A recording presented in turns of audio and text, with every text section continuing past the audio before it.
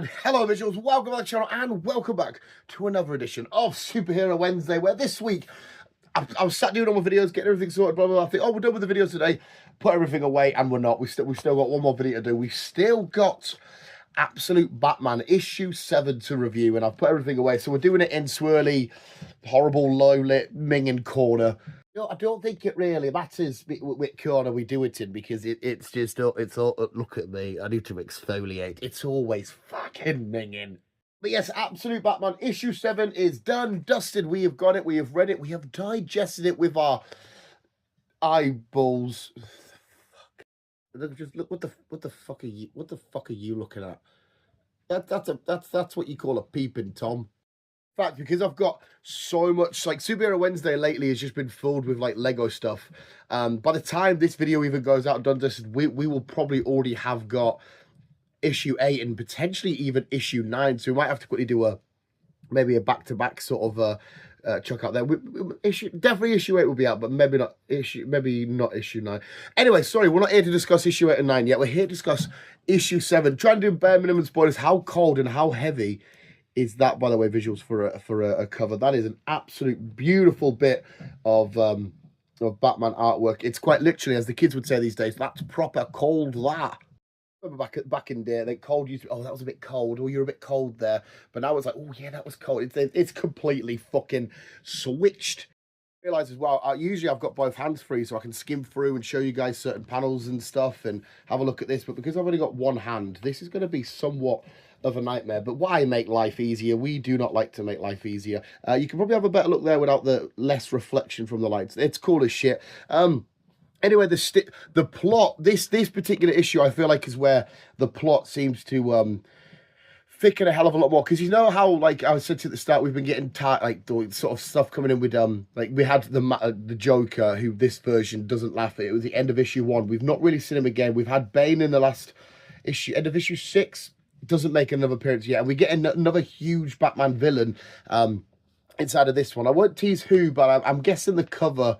The cover might be able to tell you as to who it may be, but we don't get him normally. We see him, and we see his lovely wife, but we see, more specifically in this, his son, and there's this new facility being opened up, and Batman obviously wants to know what's going on over there. He wants to try and get over there, try and get a job over there. And he's got a man on the inside. He can hopefully try and get him in.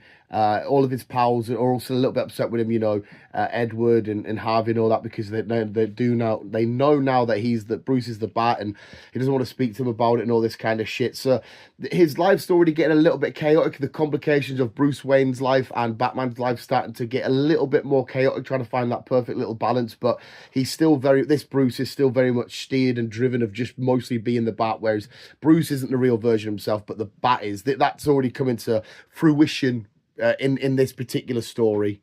One of my favorite things inside of this particular issue is we get our first kind of real look at this new relationship between Alfred and Batman, where Alfred's on comms and he's talking to Bat, and it kind of feels like, you know, like how a traditional Batman and Alfred relationship, where, you know, is, oh, you know, I can take down these sensors, or I can get you down here, or, you know, I can patch you into this. You know, he's doing all this little stuff on his computer for him and trying to help him get from place to place and whatnot. But it was quite nice to see. I was like, oh, this feels like a more traditional Alfred and Batman sort of looking and whatnot. But it's I was going to say as well, there's also, where's the pages? This is definitely the most colourful version of I think this is the new little sort of arc, Absolute Zero, with some horrible scary eyes. This has got some of the most brightest pages that an Absolute Batman book has had to date.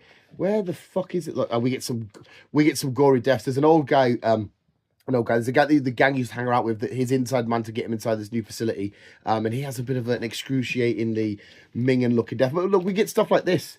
The Absolute Batman so far hasn't been like, can we get the light on it properly? Hasn't been like this bright and colourful, and it's quite nice to see that. This particular bit, he's trying to, there's this big, like, you know, fog and snow and that coming over. He's trying to dip and dive and stay in the fog so the police don't see, but then the fog clears. They're like, is that fucking Batman? And he has to do all of his little weird manoeuvres.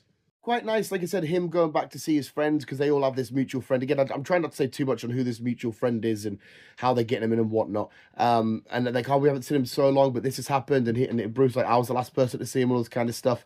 I will say as well that I think, should I just tell you who the villains are and show you that? Well, you know, because you know if it's freezing, you know if it's cold, we're in Gotham, it's their son. No, you can find it out yourselves, unless you actually, like we said, we do go down the route of a full-on spoiler heavy review one day. One of my favorite things from this is this facility that's being opened up and whatnot. It's called Ark M, not as in like Arkham one word. It's called Ark M. Obviously, this is this version's this particular Batman's version of Arkham, which is always great because anytime we get a look at some sort of Arkham or whatever, I'm so down for. I'm so in love with Arkham's one of my favorite locations in all of comic books and whatnot. But like, just look at these beautiful bright. Like I said, it was just so nice to see bright sort of panels in this particular universe because we haven't really we're not used to seeing it so far, at least from what I can remember. There's not so much party animal involvements in this, but it's still a bit weird. The streets are all on heavy lockdown. There's curfews, you know, everyone's trying to make sure that they're trying to get back to the way they should be and settle everything down and whatnot. So the party animals and the storyline and stuff that's kicking off with them will come back and stuff will kick off again with all that shit because it's not quite tied down and done.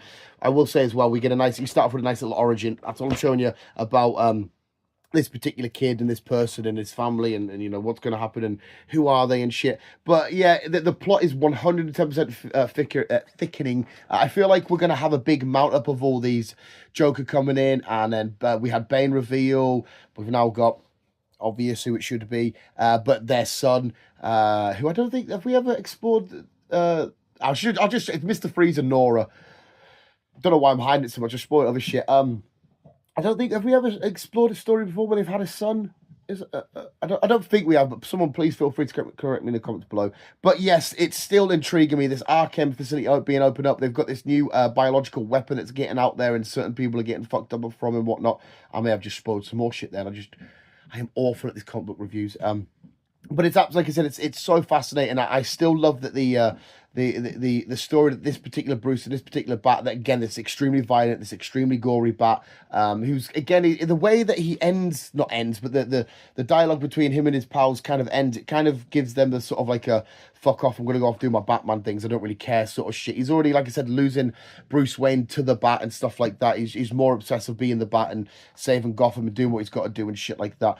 The relationship between him and Alfred is just, it's getting there, and it's going to be friggin' awesome in a few issues time. Like even the way that he speaks to him in this, I won't spoil how he does it, and he kind of knows. He's like, he says something about what you got in the background, and he's like, well, you haven't even got one of them, so it's blah blah. It's just, it feels like the old Alfred is slowly coming back, but this new badass fucking hitman-y, assassin-y, Mission Impossible, fucking James Bond type Alfred we got going on. But yeah, Absolute Batman issue 7. Another 10 out of 10. They've all been so good. I've got my little pile of Absolute stuff over there, about Superman, Flash, and all that kicking off. This Absolute universe is absolutely phenomenal.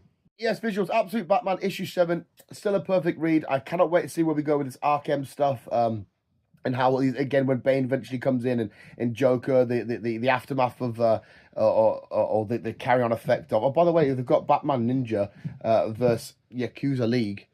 Has anybody watched that yet? Because that is fucking phenomenal. It was such a good watch. I've sidetracked myself there. Yeah, I think they're all going to come sort of maybe at the same time. We want to see what's going to happen, but visuals, there we go. Absolute Batman in the horrible low-lit corner, but I can't be asked getting everything back out. Low-lit corner, but yeah, thank you for watching. I've probably done another horrible attempt at review there, but regardless, you guys are literally the fucking best. We'll always keep being you and keep on web slinging on.